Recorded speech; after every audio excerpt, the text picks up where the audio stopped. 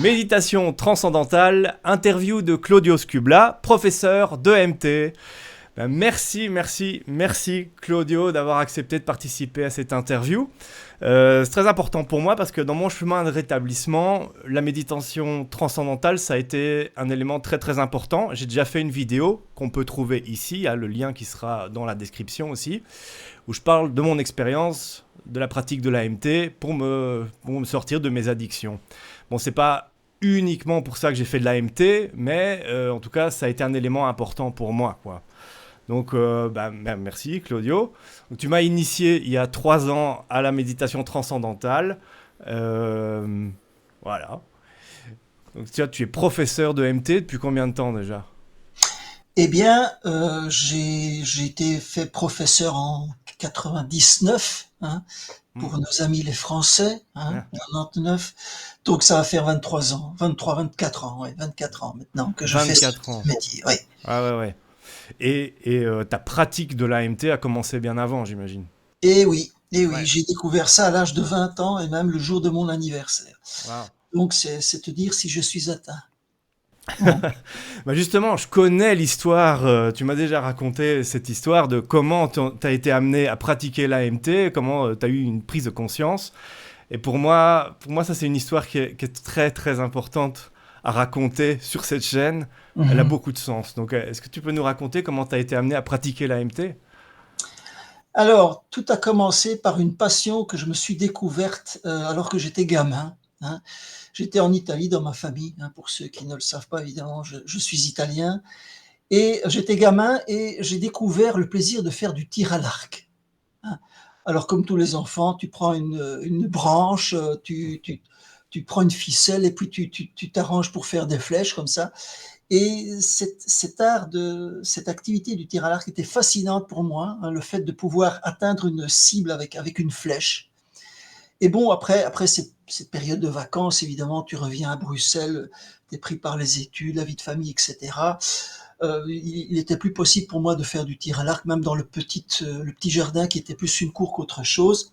Mais cette fascination, ce plaisir de faire le tir à l'arc ne m'avait jamais quitté. Et ce qui s'est passé, c'est qu'à l'âge de 18 ans, je me suis émancipé de ma famille, hein. Je suis parti vers d'autres horizons. Et une des premières choses que j'ai voulu faire, c'est vraiment faire du tir à l'arc. Mais évidemment, je parle ici du tir à l'arc sportif, hein, olympique, que vous pouvez voir d'ailleurs dans les Jeux olympiques. On ne parle pas du kyudo, hein, qui est l'art du tir à l'arc ancestral au Japon. Et donc, une des premières choses que j'ai faites, c'est de m'inscrire dans un club de tir à l'arc. Alors évidemment, à l'époque, je n'avais pas d'arc, hein. L'arc m'était prêté par le club, mais moi, je voulais en acquérir un, évidemment, pour pratiquer ce sport avec mon arc à moi. Il faut savoir qu'à l'époque, nous sommes au début des années 80, un arc de compétition était un objet extrêmement cher. Ça coûtait l'équivalent de 1 000 € aujourd'hui, hein, c'est vous dire. Mhm. Donc moi, à l'époque, je ne savais pas mettre 1 000 € dans un arc, et je me disais, tiens, je vais m'en acheter un d'occasion. Et je m'étais fixé un budget de 350 €. Donc il m'a fallu 3 mois pour réunir cette somme. Et donc le jour béni où j'ai réuni cette somme, je dis bon voilà, je suis prêt et je prends le tram pour aller à Vilvoorde où se trouvait le magasin spécialisé dans le tir à l'arc. Il faut dire aussi que à l'époque, il y avait deux grandes marques d'arc, de fabricants d'arc, qui est la marque américaine Hoyt et la japonaise Yamaha, hein. Et moi, mon rêve, idéalement, aurait été d'avoir la marque Hoyt, un arc Hoyt, en couleur bleu nuit. Mhm. C'est un petit détail important pour ce qui va suivre. Et donc, j'arrive donc dans ce magasin, hein, à Vilvoorde, et la vendeuse est occupée avec un client. Et pendant ce temps, je déambule dans le magasin et je me dirige vers le département où il y a des arcs d'occasion. Et là, devant mes yeux ébahis, qu'est-ce que je vois? Une valise avec tout l'attirail et l'arc de mes rêves, à savoir la marque que je voulais avec la couleur que je voulais. Alors, il faut savoir que l'arc de compétition, enfin, il y a différentes catégories de disciplines dans le tir à l'arc. Disons que celle que moi je voulais faire à cette époque-là, c'était avec tout l'attirail, c'est-à-dire des stabilisateurs, des viseurs, il faut évidemment des flèches. Bref, c'était toute une valise avec tout l'attirail, hein, Mm. et tout ça pour 250 €. Donc nettement moins que ce que j'étais prêt à mettre dedans. Quand j'ai vu ce prix, je me dis: «Bon, c'est trop beau pour être vrai, ça c'est certainement pas pour toute la valise», hein. Finalement, la vendeuse se libère, elle vient vers moi et je lui dis: «Mais ce prix-là, c'est pourquoi?» Elle me dit: «Pour tout». Alors là, j'avais la bouche ouverte et la langue qui pendait, hein. Je me dis: «C'est pas possible». En tout cas, j'ai pas discuté le prix, tu penses bien. Je l'ai payé et me voilà avec cette valise, prêt à rentrer à Bruxelles. Et alors, je me souviens que pendant que j'attends le tram, il y avait en moi une certaine un certain silence que je me reconnaissais pas, assez bizarre. Bref, je rentre dans le tram qui me ramène à Bruxelles. Et à ce moment-là, je réalise une chose assez étonnante. C'est que je viens d'acquérir l'objet que j'ai toujours voulu avoir depuis que j'ai découvert le tir à l'arc dans mon enfance, et je ne suis pas heureux. Mm. C'est quelque chose qui m'étonne et qui me choque, entre guillemets, hein. Je me dis, mais comment est-ce possible? Comment se fait-il qu'en acquérant l'objet de tous mes désirs, je ne suis pas heureux? Mm. Et là-dessus, je poursuis ma réflexion. Je dis, mais si en acquérant l'objet de tous mes désirs, là, dans le monde extérieur, je ne suis pas heureux, ben, il n'y a rien d'autre dans le monde extérieur qui pourra me donner ce bonheur ou ce plaisir, puisque c'est ça que je voulais. Mm. Je continue ma réflexion. Je dis, bon, c'est quoi le contraire de l'extérieur? Eh bien, évidemment, c'est l'intérieur. Et là, j'ai eu comme, entre guillemets, un genre d'illumination. Et je me suis dit, mais alors, je dois faire de la méditation. Alors, il faut savoir que j'avais 19 ans à l'époque. Je ne savais pas grand-chose sur la méditation, excepté le fait que c'était une discipline d'introspection, hein. Mais je sentais que c'était ça que je devais faire si je voulais acquérir, je dirais, cette, ce bonheur, cette équanimité, je dirais, dans l'activité. Et bon, il m'a fallu très peu de temps pour retomber sur une affiche. Enfin non, ce qui s'est passé, c'est que j'ai été à la FNAC Mm. pour essayer de m'informer sur, tiens, méditation, qu'est-ce que ça peut être? Qu'est-ce que je pourrais faire? Alors, je suis tombé sur un livre qui parlait de la méditation transcendantale, avec le portrait de Maharishi Mahesh Yogi, hein, le fondateur Mm. de ce mouvement. Et j'ai eu ce qu'on appelle le darshan. Qu'est-ce que le darshan? C'est un terme sanskrit. On va dire que on pourrait le traduire par un genre de coup de foudre spirituel. Ce monsieur m'a vraiment séduit, hein, véritablement. Mm. Bref, j'ai acheté le livre, j'ai lu un tiers de ce livre, et ce qu'il racontait dedans était tout simplement incroyable à mes yeux. Et je me suis dit, bon, il n'y a qu'une seule façon de savoir si tout ça est vrai, c'est de commencer. Voilà. Et 40 ans plus tard, ben, je suis toujours dedans. Bam! Et tu donnes l'opportunité à d'autres personnes de pouvoir suivre cette technique-là et cette voie. Et Oui, voilà. Et oui, ça, oui.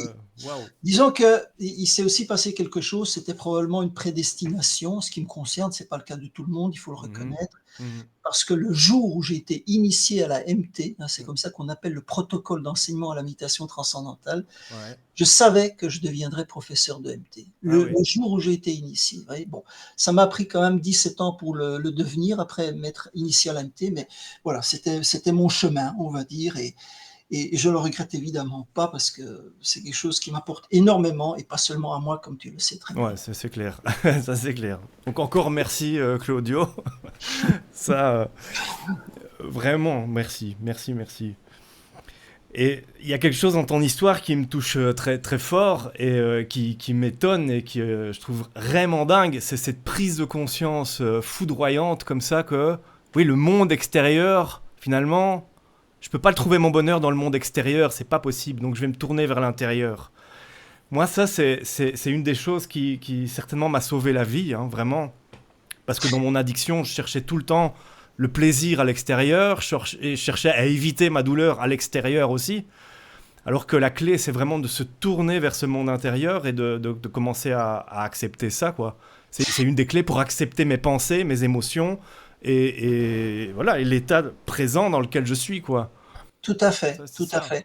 Et tu sais, je me souviens qu'un jour j'ai procédé à une méditation de groupe. Donc, méditation de groupe, ce sont des réunions, hein, parmi des méditants, Mm, pour méditer ensemble, parce que quand on médite ensemble, c'est évidemment beaucoup plus puissant. mm, Et lorsque j'ai raconté cette histoire, il y a un des méditants qui me dit: «Mais Claudio, ce que tu viens de raconter est, je dirais, est entre guillemets assez banal, en ce sens que beaucoup de gens savent que l'argent ne fait pas le bonheur, hein, c'est la formule consacrée pour mhm. bien exprimer le fait que le monde matériel ne peut pas donner de satisfaction durable, on va dire, hein, parce que on va pas nier le fait qu'il y a des choses dans ce monde qui valent la peine d'être vécues, d'être expérimenté, etc., etc., etc. On ne va pas tout condamner non plus, hein.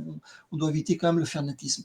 Mais il me disait, mais comment se fait-il que toi, ça t'a choqué? Pourquoi toi, tu as eu cette prise de conscience? Mais tout simplement parce que j'ai pas trouvé ça normal. Mhm, mhm, Je n'ai pas trouvé ça normal. Les gens se contentent aujourd'hui de vivre une situation sans chercher une solution, sans se poser des questions. mhm. Et c'est ce que j'ai fait, et c'est ce que tu as fait aussi, Ouais, c'est d'ailleurs. ça. Ouais. Hein. Il ne faut pas se contenter d'une situation qui n'est pas satisfaisante. Il y a des moyens pour s'en sortir, mais il faut un petit peu chercher, quoi. Ouais, c'est ça. Oui, c'est ça. Et ce qui m'est arrivé, c'est que à un moment donné, je me suis dit que si dans l'instant présent, j'étais pas bien, j'étais pas heureux et je parvenais pas à m'en sortir, c'est que j'avais tout faux sur toutes mes croyances, sur tout ce que j'étais en train de faire depuis que je suis né, et qu'il fallait que je retourne vers moi pour me comprendre, pour savoir qui je suis, pour savoir comment m'en sortir, quoi.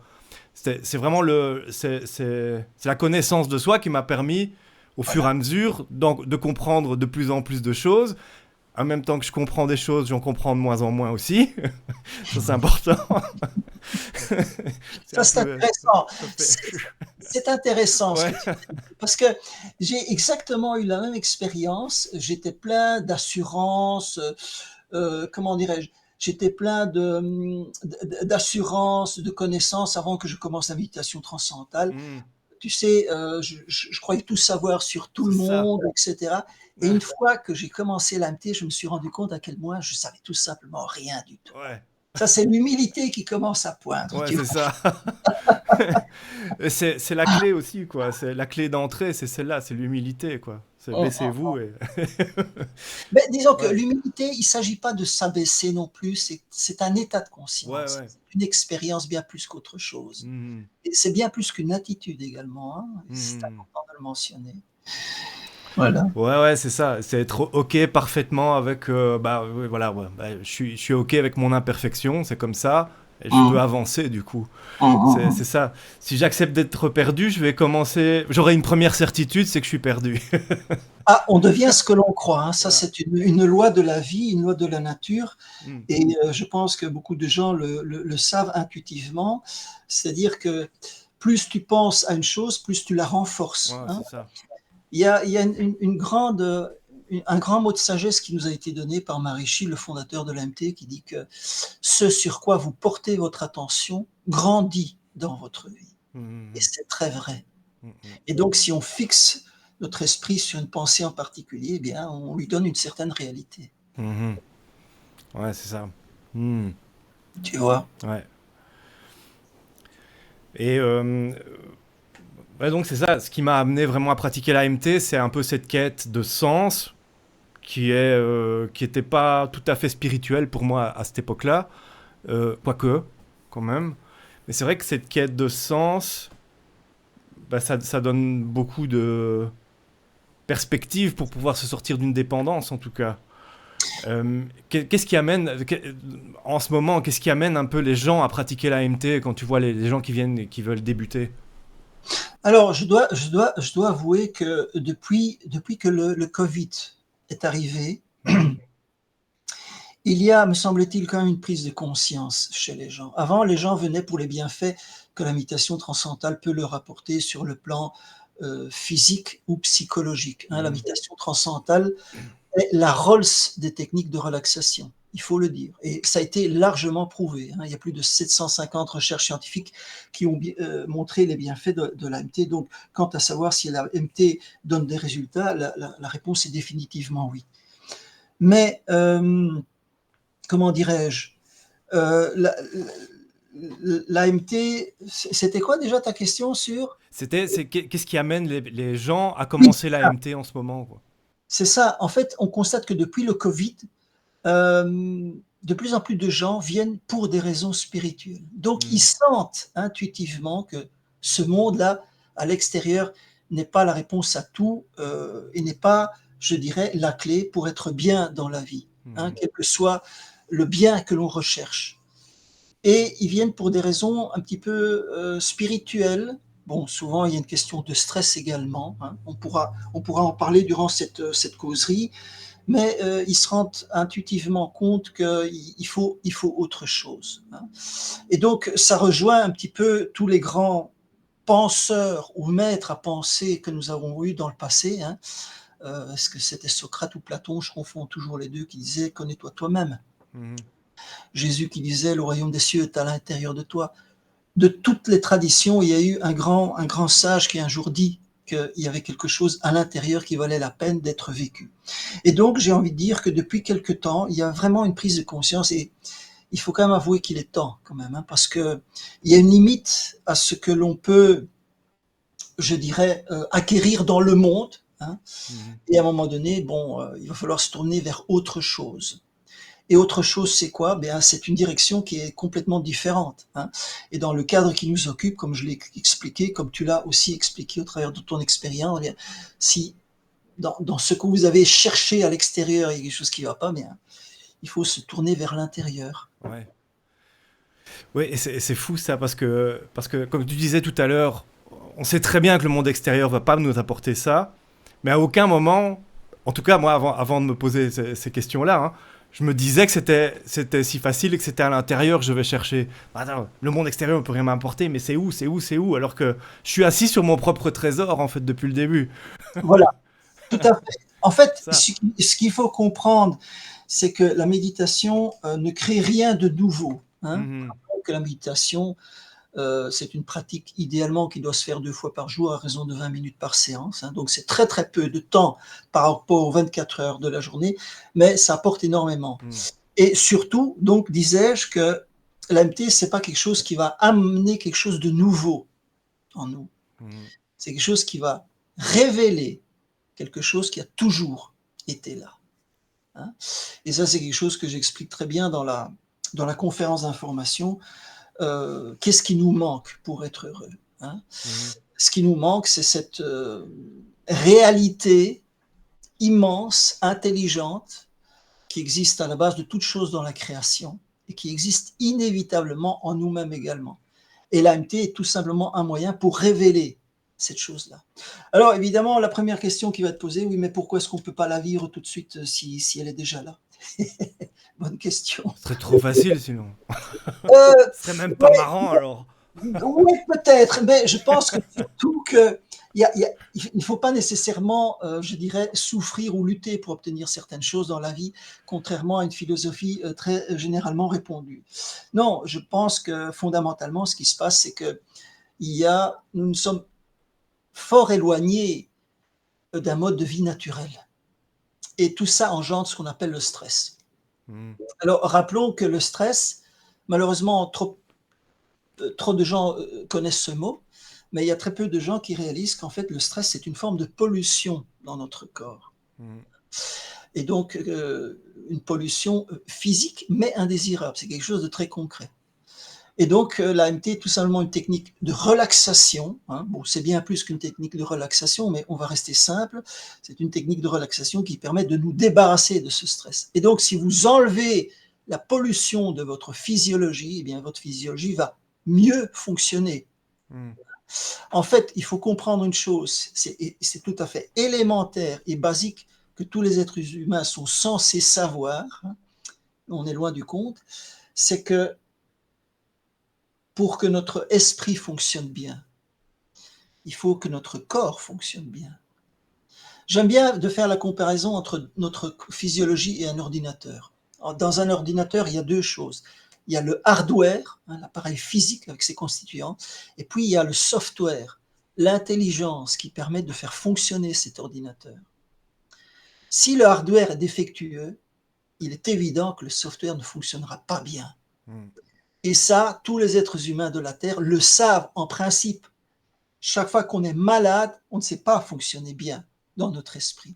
Donc ça prouve à quel point il est important d'avoir un corps débarrassé de toutes ces impuretés de façon à mieux fonctionner au niveau de notre esprit, hein. Mhm.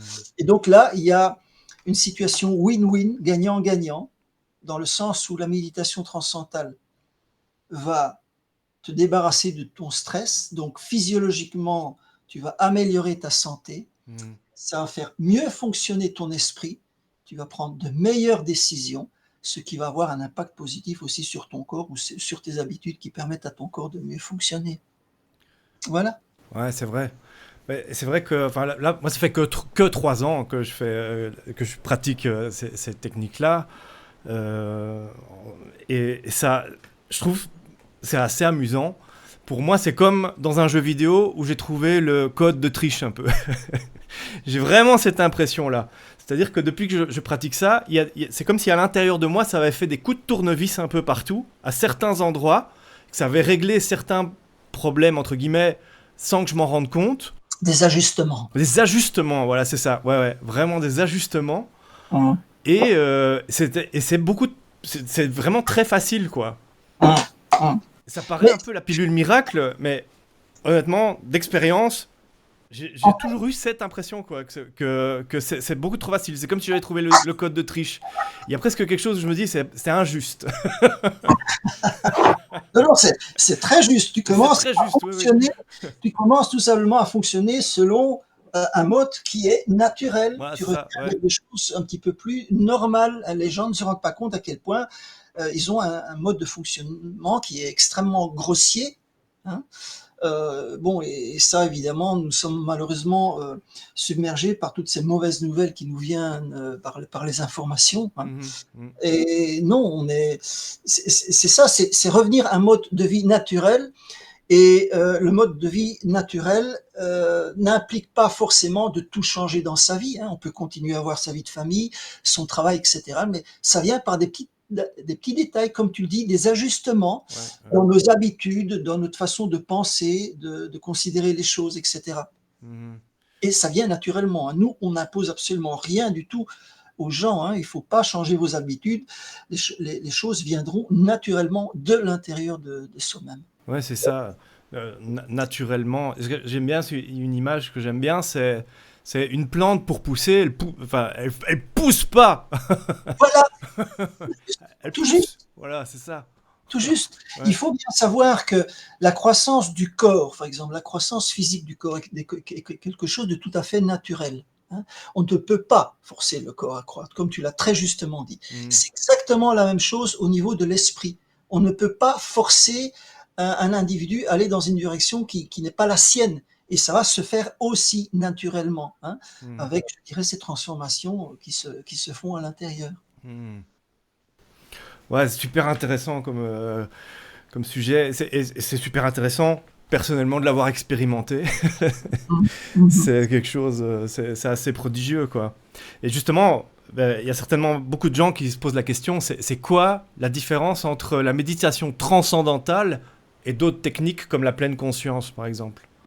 Alors, la première différence très importante, c'est que euh, l'AMT est une technique qui est personnalisée, hein. Donc, là où dans beaucoup d'autres disciplines, tout le monde reçoit la même chose, Hmm. c'est pas le cas avec l'AMT. Ah.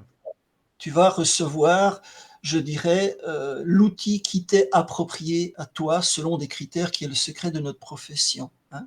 Hmm. Mais l'autre différence très importante à savoir, c'est que il existe principalement trois catégories de méthodes de développement personnel. Tu as d'abord les méthodes qui utilisent une forme de concentration, hein. Qu'est-ce que la concentration? Eh bien, c'est la faculté de fixer notre esprit sur une image ou une pensée. Hmm. Tu as ensuite les catégories de méthodes qui utilisent une forme de contemplation. La contemplation, c'est quoi? Eh bien, ici, tu prends de nouveau une pensée ou une image et tu vois tout ce à quoi cette image ou cette pensée est reliée. Hmm. Alors, les méthodes utilisant une forme de concentration, de contemplation, ce sont des méthodes dites horizontales. Pourquoi? Eh bien, tout simplement parce que si tu compares notre esprit ou notre conscience humaine à un océan, C'est comme si tu restais à la surface de l'océan, à la surface de ton esprit. Que tu utilises la concentration ou la contemplation, tu es à la surface, au niveau des vagues. Les vagues représentant les vagues que nous avons dans notre esprit, à savoir les pensées, hein. Les pensées sont un type d'onde.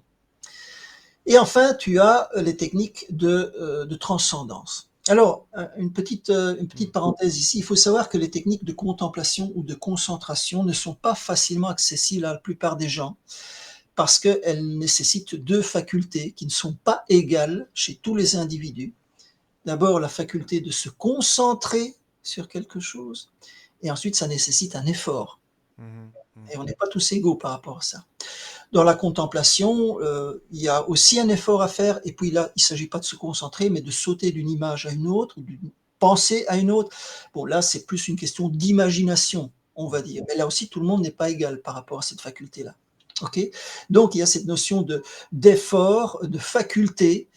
Par contre, dans les techniques de transcendance, qu'est-ce que tu vas faire? Ben, tu vas plonger à l'intérieur de l'océan de ta conscience pour rejoindre ce qu'on appelle la source de la pensée. Mhm. C'est là que se trouve ce réservoir infini d'intelligence et de plaisir et de bonheur que les gens recherchent constamment en fait, hein. Alors pourquoi cette technique est très facile? Eh bien, c'est tout simplement parce qu'elle est naturelle. Il faut savoir qu'à la source de la pensée, tu as cette intelligence infinie qui est à la base de toute la création, et elle possède aussi une autre qualité. Certains diront, oui, rejoindre la source de la pensée, l'intelligence, tout ça. Moi, j'estime que je suis suffisamment intelligent, hein.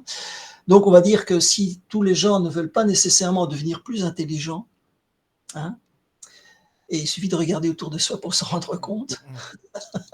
Par contre, il y a une chose que possède cette intelligence et que normalement, en principe, tous les êtres humains recherchent. C'est ce qu'on appelle la béatitude. Mhm. C'est une expérience de très grand bonheur. Et en fait, je peux te prouver que tous les êtres humains recherchent cela, hein. Donc, imaginons quelqu'un qui soit en train de lire un bouquin. Eh bien, si à ce moment-là de cette lecture, il entend son morceau de musique favorite, son attention va spontanément passer de la lecture du livre à l'écoute de la musique.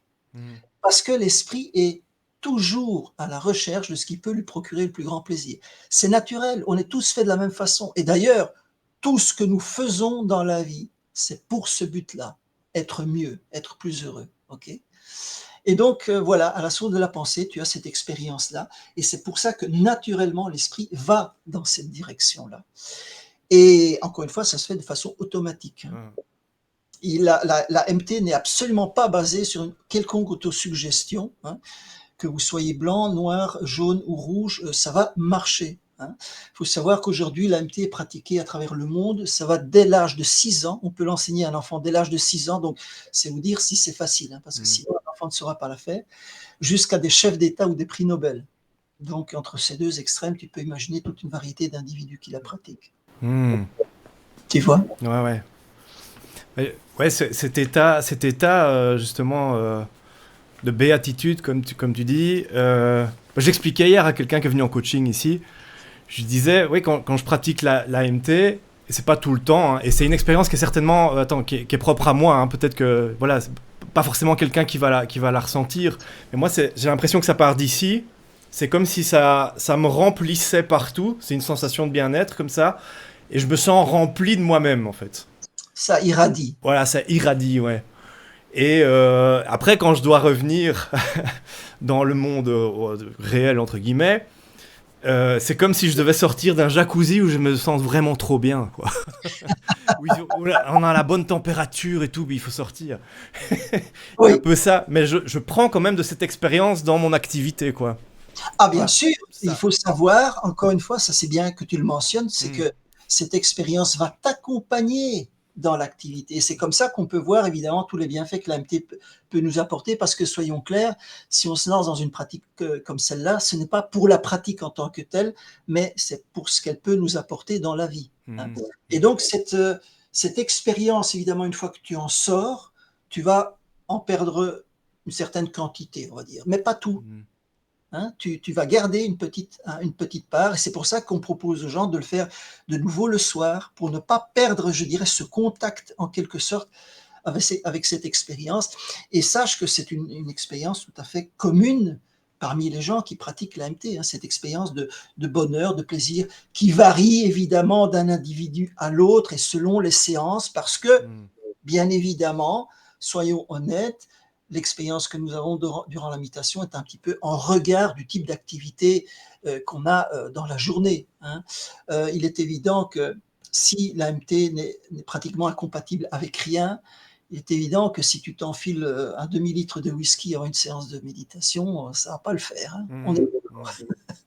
Donc, si tu es trop fatigué, si tu es trop stressé, tu peux avoir une expérience de méditation un petit peu plus chahutée. C'est pas pour autant que la méditation ne va pas donner des résultats, hein, mais ça, c'est un domaine qu'on aborde durant les jours de suivi après l'instruction. Il y a un tas de choses à dire sur la pratique de l'AMT, quoi. Mm. Oui, c'est ça. Et comme tu dis, il n'y a pas d'attente de résultat, c'est juste le chemin, quoi. Voilà, Ouais, c'est ça. voilà. Ouais. Il faut savoir que, en fait, quand tu parles de chemin qu'on fait dans la méditation transcendantale, je te le disais tout à l'heure, on ne crée rien. Mm. On fait deux choses. On avance vers l'intérieur et on enlève les éventuels obstacles qui peuvent se trouver sur le chemin. Un Mm. petit peu comme le chasse-neige, hein, qui fait deux choses. Il avance sur le chemin et il enlève les obstacles. Il ne crée pas le chemin. Le chemin est déjà là. Hein. Et ce qu'on fait, comme je le disais tout à l'heure, c'est révéler quelque chose. Donc, on enlève le superflu. Tu Mm. vois. Et c'est pour ça que tous les êtres humains, sans exception, savent méditer et savent avoir accès à cette expérience. Ouais, voilà, c'est ça. Je suis déjà assis sur mon trésor, quoi. Et Tout c'est naturel. Il y a une phrase que j'avais souvent mis sur mon tableau de visualisation pour le répéter tous les jours, c'était tout ce dont j'ai besoin est déjà à l'intérieur de moi maintenant. Et ah, pour quelqu'un de dépendant et qui a été dans des addictions, ça reste pour moi le message le plus important, quoi. C'est pas besoin de tous ces trucs, ces artifices qui te pètent la tronche et non, qui... non, mais tu as tout à fait raison et, ah, c'est magnifique ce que tu as fait parce que tu as renforcé une idée positive qui est très vraie. Hein. mhm, Et les gens ont tendance à l'oublier. Pourtant, Dieu sait s'il y a pas mal de sages au travers de l'histoire qui ont répété cela. Hein. Je l'ai mentionné il y a un instant. Et en parlant d'addiction, il faut bien savoir que l'addiction, comme chacun le sait, est une dépendance vis-à-vis de quelque chose à l'extérieur, ouais. quoi que ça puisse être. Et tout le monde comprend également qu'une dépendance est une forme d'esclavage et qu'on ne peut pas être heureux si on est esclave. Voilà. Okay. Donc, comment se libérer d'un esclavage? Eh bien, c'est tout simplement en augmentant quelque chose qui est le contraire de l'extérieur. Et c'est quoi le contraire de l'extérieur? À Voilà, l'intérieur. à l'intérieur. Bon, maintenant, c'est vrai que dans notre culture et nos sociétés extrêmement matérialistes, on parle rarement de ce genre de choses. Mais c'est pas pour autant qu'il n'y a pas un moyen. Hein, et il y a maintenant pas mal de mouvements qui proposent, je dirais, une discipline pour redécouvrir cela. Certaines plus efficaces que d'autres. Hein. On Mhm. va pas faire de discrimination, que chacun trouve, je dirais, son chemin et du plaisir dans la pratique. Hein. Il vaut mieux faire une pratique qui est nettement plus ardue et plus longue, mais dans laquelle on a du plaisir, plutôt que le contraire. Donc voilà, ça c'est une question de chemin personnel. Quoi. Mhm. Waouh. Ben, j'ai l'impression que c'est une très bonne conclusion pour cette vidéo. Ok, Merci Claudio, merci, merci. avec plaisir. Donc je vais mettre en commentaire, non pas en commentaire, en description, je vais mettre les liens du site méditationtranscendantale.be, méditation-transcendantale.be, de toute façon ce sera écrit la description. Je mets aussi le site français. Est-ce qu'il y a d'autres choses à ajouter par rapport à ça pour pouvoir retrouver? Les gens qui sont intéressés n'ont qu'à simplement visiter notre site. Je propose régulièrement des conférences d'information gratuites online. Hein. Mhm. Je fais souvent ça le lundi, soit moi, soit un de mes étudiants, Charlie. Mhm. Il y a aussi des séances en live, en présentiel, mais ça, vous devez vous rendre au centre de méditation rue Archimède 60, et ça, c'est donné par mon collègue Franck. Ok. Voilà. Sachez qu'en pour l'instant en Belgique, si vous voulez apprendre la MT en français, en tout cas, hein, puisque MT est enseigné dans plusieurs langues, il n'y a que 2 professeurs disponibles, c'est moi et mon collègue Franck. Mhm. Hein. Évidemment, l'AMT est aussi enseigné en néerlandais, en anglais et éventuellement en italien, puisque je suis italien.